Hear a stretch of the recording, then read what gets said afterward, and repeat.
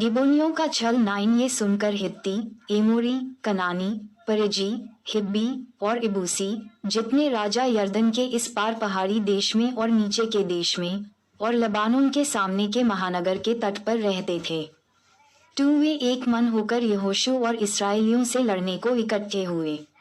3 जब गिबोन के निवासियों ने सुना कि यहोशू ने यरीहो और आई से क्या क्या किया है, 4 तब उन्होंने छल किया और राजदूतों का भेष बनाकर अपने गदहों पर पुराने बोरे और पुराने फटे और जोड़े हुए मदिरा के कुप्पे लादकर 5 अपने पांवों में पुरानी पाबंद लगी हुई जूतियां और तन पर पुराने वस्त्र पहने और अपने भोजन के लिए सूखी और फफूंदी लगी हुई रोटी ले ली।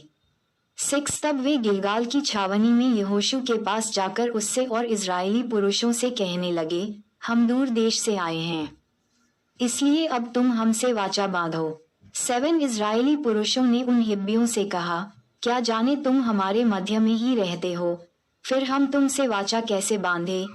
8 उन्होंने यहोशू से कहा, हम तेरे दास हैं। तब यहोशू ने उनसे कहा, तुम कौन हो और कहां से आए हो।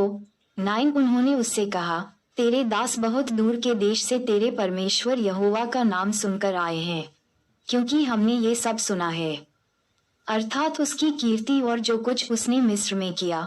10 और जो कुछ उसने एमोरियों के दोनों राजाओं से किया जो यर्दन के उस पार रहते थे, अर्थात हेशबोन के राजा सीहोन से और बाशान के राजा ओग से जो इश्तारोत में था। 11 इसलिए हमारे यहाँ के वृद्ध लोगों ने और हमारे देश के सब निवासियों ने हमसे कहा कि मार्ग के लिए अपने साथ भोजन वस्तु लेकर उनसे मिलने को जाओ और उनसे कहना कि हम तुम्हारे दास हैं, इसलिए अब तुम हमसे वाचा बांधो। 12 जिस दिन हम तुम्हारे पास चलने को निकले उस दिन तो हमने अपने अपने घर से यह रोटी गरम और ताजी ली थी, परंतु अब देखो ये सूख गई है और इसमें फफूंदी लग गई है। 13 फिर ये जो मदिरा के कुप्पे हमने भर लिए थे तब तो नए थे, परंतु देखो अब ये फट गए हैं और हमारे ये वस्त्र और जूतियां बड़ी लंबी यात्रा के कारण पुरानी हो गई हैं। 14 तब उन पुरुषों ने यहोवा से बिना सलाह लिए उनके भोजन में से कुछ ग्रहण किया। 15 तब यहोशू ने उनसे मेल करके उनसे यह वाचा बांधी कि तुमको जीवित छोड़ेंगे, और मंडली के प्रधानों ने उनसे शपथ खाई। 16 और उनके साथ वाचा बांधने के 3 दिन के बाद उनको ये समाचार मिला कि वे हमारे पड़ोस के रहने वाले लोग हैं और हमारे ही मध्य में बसे हैं। 17 तब इजरायली कूच करके तीसरे दिन उनके नगरों को जिनके नाम गिबोन, कपीरा, बेरोत और किरात्यारीम है पहुंच गए। 18 और इस्राएलियों ने उनको न मारा, क्योंकि मंडली के प्रधानों ने उनके संग इस्राएल के परमेश्वर यहोवा की शपथ खाई थी। तब सारी मंडली के लोग प्रधानों के विरुद्ध कुड़कुड़ाने लगे। 19 तब सब प्रधानों ने सारी मंडली से कहा, हमने उनसे इस्राएल के परमेश्वर यहोवा की शपथ खाई है, इसलिए अब उनको छू नहीं सकते। 20 हम उनसे यही करेंगे कि उस शपथ के अनुसार हम उनको जीवित छोड़ देंगे, नहीं तो हमारी खाई हुई शपथ के कारण हम पर क्रोध पड़ेगा। 21 फिर प्रधानों ने उनसे कहा, वे जीवित छोड़े जाएं। अतः प्रधानों के इस वचन के अनुसार वे सारी मंडली के लिए लकड़हारे और पानी भरने वाले बने। 22 फिर यहोशू ने उनको बुलवाकर कहा, तुम तो हमारे ही बीच में रहते हो, फिर तुमने हमसे ये कहकर क्यों छल किया है कि हम तुमसे बहुत दूर रहते हैं। 23 इसलिए अब तुम श्रापित हो और तुम में से ऐसा कोई न रहेगा जो दास, अर्थात मेरे परमेश्वर के भवन के लिए लकड़हारा और पानी भरने वाला न हो। 24 उन्होंने यहोशू को उत्तर दिया, तेरे दासों को यह निश्चय बताया गया था कि तेरे परमेश्वर यहोवा ने अपने दास मूसा को आज्ञा दी थी कि तुमको वह सारा देश दे और उसके सारे निवासियों को तुम्हारे सामने से सर्वनाश करे। इसलिए हम लोगों को तुम्हारे कारण से अपने प्राणों के लाले पड़ गए भी, इसलिए हमने ऐसा काम किया। 25 और अब हम तेरे वश में हैं, जैसा बर्ताव तुझे भला लगे और ठीक लगे वैसा ही व्यवहार हमारे साथ कर। 26 तब उसने उनसे वैसा ही किया और उन्हें इस्राएलियों के हाथ से ऐसा बचाया कि वे उन्हें घात करने न पाए। 27 परंतु यहोशू ने उसी दिन उनको मंडली के लिए और जो स्थान यहोवा चुन ले उसमें उसकी वेदी के लिए लकड़हारे और पानी भरने वाले नियुक्त कर दिया, जैसा आज तक है। मिनश्शे के गोत्र का भाग 17। फिर यूसुफ के जेठे मिनश्शे के गोत्र का भाग चिट्ठी डालने से यह ठहरा। मिनश्शे का जेठा पुत्र गिलाद का पिता माकीर योद्धा था, इस कारण उसके वंश को गिलाद और बाशान मिला। 2 इसलिए ये भाग दूसरे मिनश्शेयों के लिए उनके कुलों के अनुसार ठहरा, अर्थात अबीएजर, हेलेक, असीएल, शेकेम, हेपेर और शमीदा, जो अपने अपने कुलों के अनुसार यूसुफ के पुत्र मिनश्शे के वंश में के पुरुष थे, उनके अलग अलग वंशों के लिए ठहरा।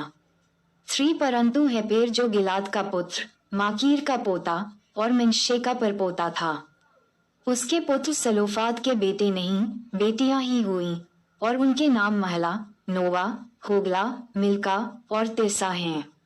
4 तब वे एलियाजर याजक, नून के पुत्र यहोशू और प्रधानों के पास जाकर कहने लगीं, यहोवा ने मूसा को आज्ञा दी थी कि वह हमको हमारे भाइयों के बीच भाग दे। तो यहोशू ने यहोवा की आज्ञा के अनुसार उन्हें उनके चाचाओं के बीच भाग दिया। 5 तब मिनश्शे को यरदन पार गिलाद देश और बाशान को छोड़ 10 भाग मिले। 6 क्योंकि मिनश्शेयों के बीच में मिनश्शेई स्त्रियों को भी भाग मिला और दूसरे मिनश्शेयों को गिलाद देश मिला। 7 और मिनश्शे की सीमा आशर से लेकर मिकमतात तक पहुंची, जो शेकेम के सामने है। फिर वह दक्षिण की ओर बढ़कर एंतपूव के निवासियों तक पहुंची। 8 तप्पूव की भूमि तो मिनश्शे को मिली, परंतु तप्पूव नगर जो मिनश्शे की सीमा पर बसा है वह एप्रैमियों का ठहरा।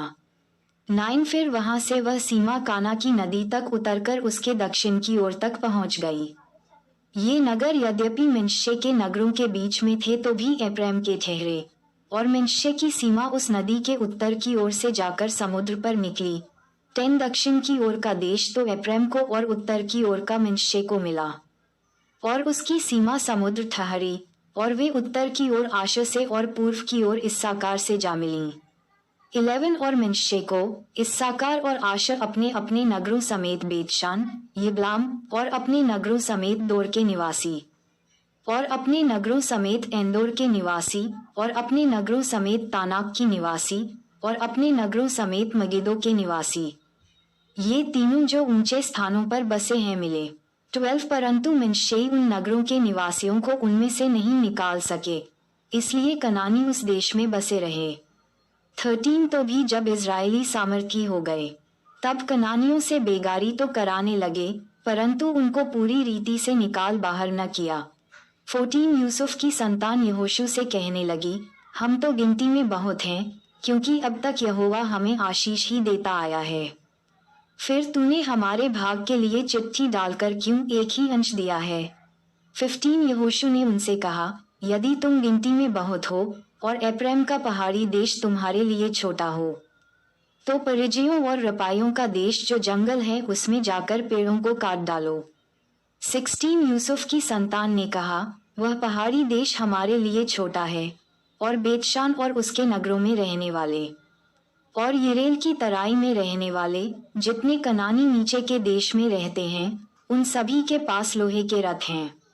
17 फिर यहोशू ने क्या एप्रैमी क्या मिनश्शे अर्थात यूसुफ के सारे घराने से कहा, हाँ तुम लोग तो गिनती में बहुत हो और तुम्हारी सामर्थ्य भी बड़ी है, इसलिए तुमको केवल एक ही भाग न मिलेगा भी 18 पहाड़ी देश भी तुम्हारा हो जाएगा, क्योंकि वह जंगल तो है परंतु उसके पेड़ काट डालो।